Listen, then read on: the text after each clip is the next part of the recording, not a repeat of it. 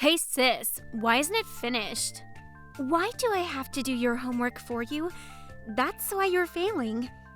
My name is Brittany, and this is my younger sister Tammy.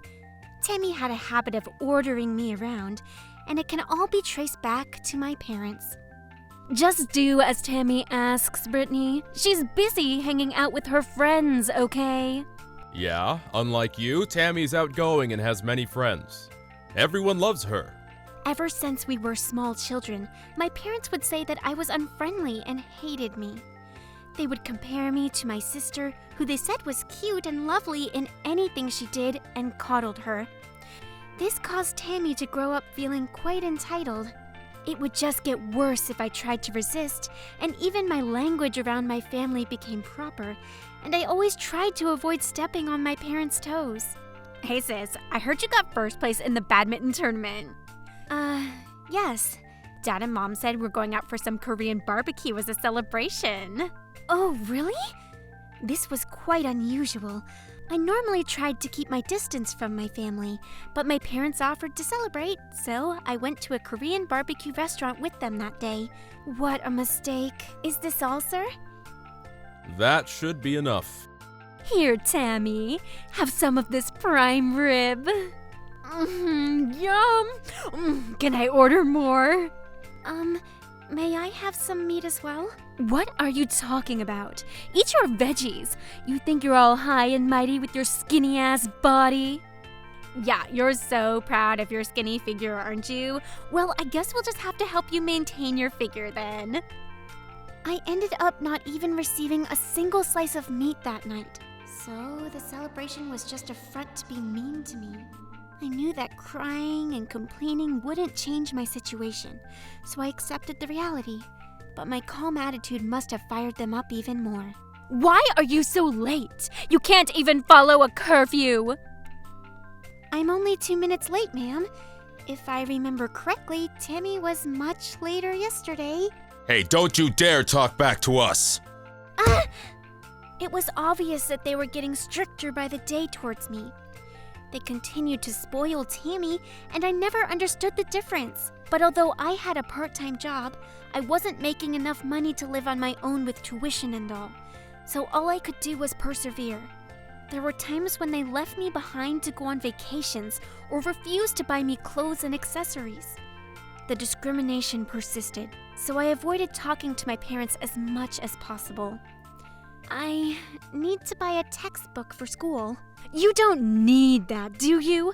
If you need it that bad, buy it with your own money. How many times do I have to tell you that I have no money to waste on you? I'm sorry, sir. By my senior year in high school, my parents even refused to pay for school-related things, so I worked hard at my part-time job and saved up money. The only reason I was able to persevere was because I had a dream to live on my own after graduating high school. One such day. Oh, perfect. I was looking for you, Brittany. I have a favor to ask of you. How can I help you, ma'am? When I got home from work, my mother came to me looking all distressed. I got a call from the bookstore earlier, and Tammy stole some books. I asked her about it, and she admitted to it. I'm sorry to hear about that. The store manager is on his way right now, so please take the blame for her. Me? Why would I do that? Well, it would be such a pity if her record is damaged. Yes, but what about my record? Screw your record! Oh my, Tammy, go hide. Even when the manager gets here, just stay hidden. Oh, good luck, sis. Here's your chance to make yourself useful. Don't screw it up. As we went back and forth like this, the doorbell rang, and a man in his 40s showed up. Hello, I called earlier. I'm the manager of the bookstore. My name's Matthew. So sorry for what my daughter did. This is the one that did it. Do as you please with her. I see. So, you're the one. I was forced in front of the door. The manager had a calm look on his face. After staring at me for a while, he smiled at me. No, this isn't her. The girl I'm talking about was a little bigger and had sharper eyes. Oh my, what a rude remark. Are you making fun of Tammy? She may be a little thick, but... oh... My mother realized that she had just confessed about the existence of Tammy that she had been trying to hide from the manager. Okay, well, I'd like to meet this Tammy that you speak of. Will you ask her to come out? Sure, hold on a minute. Hey, stop it! Everything will settle nicely if you just take the blame, okay? I said stop! I pushed past my mother and dragged out Tammy, who was hiding in the back. Tammy was chubby, but she was mostly fat and no muscle, so it was easy for me to get her and drag her out. Yes, this is the girl that we have on tape. Now, will you return that book you stole? Shut up! Are you really going through all of this for a book that costs like $10? Oh, just like my mother, Tammy pretty much outed herself. My mother and sister were so pathetic. I was almost embarrassed that I was related to them. I found this in Tammy's room, sir. Is this what you were looking for? Yeah, this is the one. Thank you, Brittany. What's going on? How do you know her name? Yeah, I mean, how did you find out our phone number and address in the first place? Are you guys conspiring together? My mother and Tammy were shaking. Looks like their small brains are finally connecting the dots. Well, I work at the gift shop across from the street from that bookstore. I use the manager's bookstore all the time as well, and he told me that he was having shoplifting problems at his store. Yeah, Brittany's uniform and the culprit's uniform was the same, so I thought that maybe she could point me in the right direction. When I showed her the footage, she told me that it was her sister. It was quite a shock, to say the least. What the hell? I can't believe you guys teamed up to catch me! You're such a bitch, Brittany! You're gonna pay for this! By the way, is this all that you stole? When I asked her that, Tammy just went silent, and my mother went pale after seeing Tammy's reaction to my question. Tammy, what is going on? Have you stolen before? But you have such a big allowance. What have you been using all that money for? Shut up! Shut up! I have so many friends, so I need a bunch of clothes and makeup, alright? I need that money! I don't have money to spend on books! I'm not trying to scold you. I'm just asking you.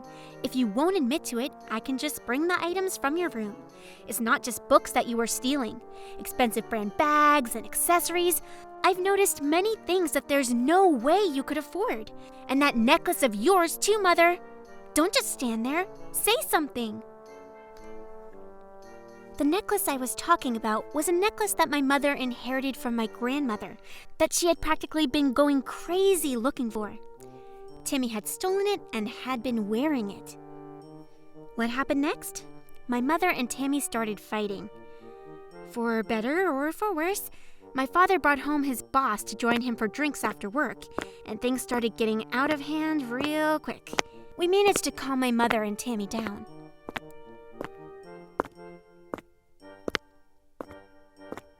I'll be back to discuss the shoplifting. Matthew left with a smile on his face, and my father's boss found out about Tammy's criminal activities.